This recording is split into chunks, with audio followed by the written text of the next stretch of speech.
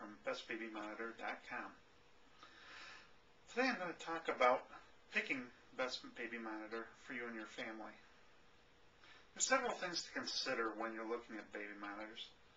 The first one really is, do you need one? A lot of people live in small houses, small apartments, and hey, having raised a kid myself, I know they have their own built-in baby monitor. They'll let you know when things are bugging them, when they're waking up, and when they're ready to be changed or fed. And if you're in a small area like that, chances are good that you don't really need a baby monitor. If there's cases where you like to go outside and sit, or you go and visit a neighbor and want to leave your baby sleeping in a locked apartment, then you maybe want a baby monitor that you can carry a portable unit so that you can go visit next door. Next consideration is what kind of baby monitor you want to get.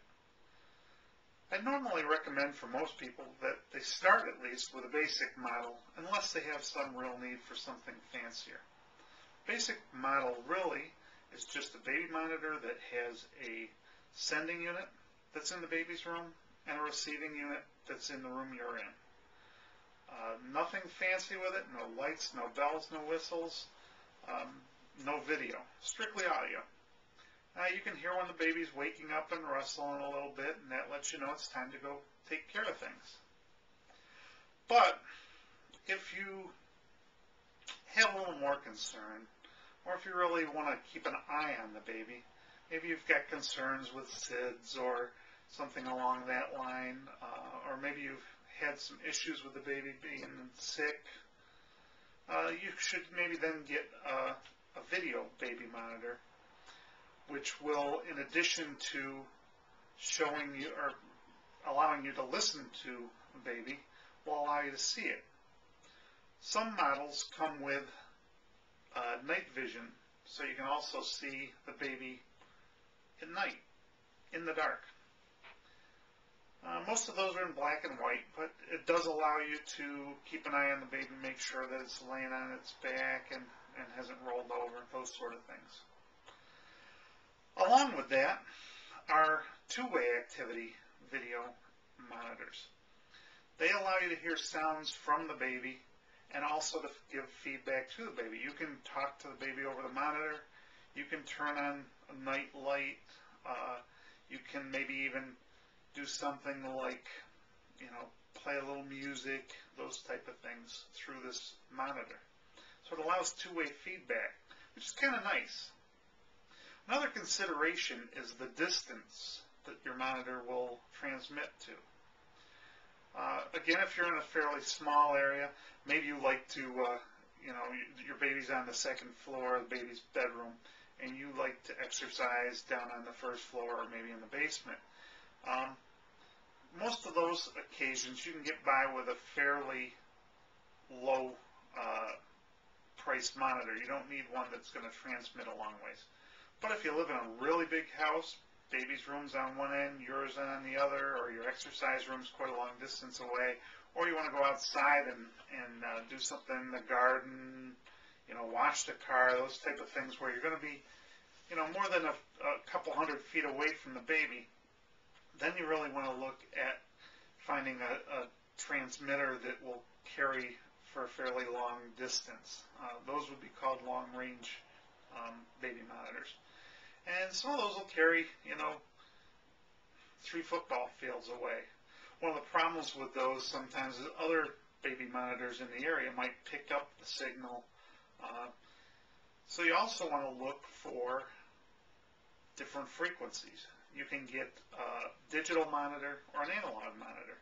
Digital allows more frequencies to be used. It's a little clearer signal.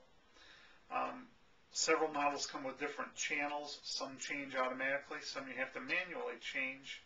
And then there's the new DECT technology, which it's strictly a digital monitor, but it allows you the ability to, they have less interference from other things in your house, phones, radios, transmitters, remote controls, computers, all those things that might give out signals, wireless signals. That allows you to get away without having those bother you. The last thing to consider is the bells and whistles. You know, you can get baby monitors that will do everything. They'll keep the temperature. They have motion detectors. Pretty much anything you can imagine you can get. They all cost money. The fancier the model you get, the more you're generally going to pay for it, especially if it's reliable. So if you don't need them, save yourself some money. Like I said, babies were born a long time ago without any use of baby monitors at all. True moms were usually at home and probably in a smaller, house than they are now. But in most cases, you'll be fine. The last thing to really consider at all is pricing. And with the economy the way it is nowadays, expensive models are expensive. You can spend up to $400 or $500 for a fairly normal bells and whistles model. If you go with the highest end, you're probably up in the $1,500 range. That would be almost a security system set up for the baby. Those get awful expensive. A small, moderately priced basic model, you're probably looking in the range of $20 to $25, maybe up as high as $40. So by selecting the model that fits your budget, a lot of times that will fit your needs too. So I thank you very much for listening to me, and I'd love any feedback you have on different models that you've used. Please feel free to post them at my website, which is found at www.best-baby-monitor.com. Also, if you can, follow me on Twitter. There's a link on the site, and I do post links to sale prices and that sort of stuff.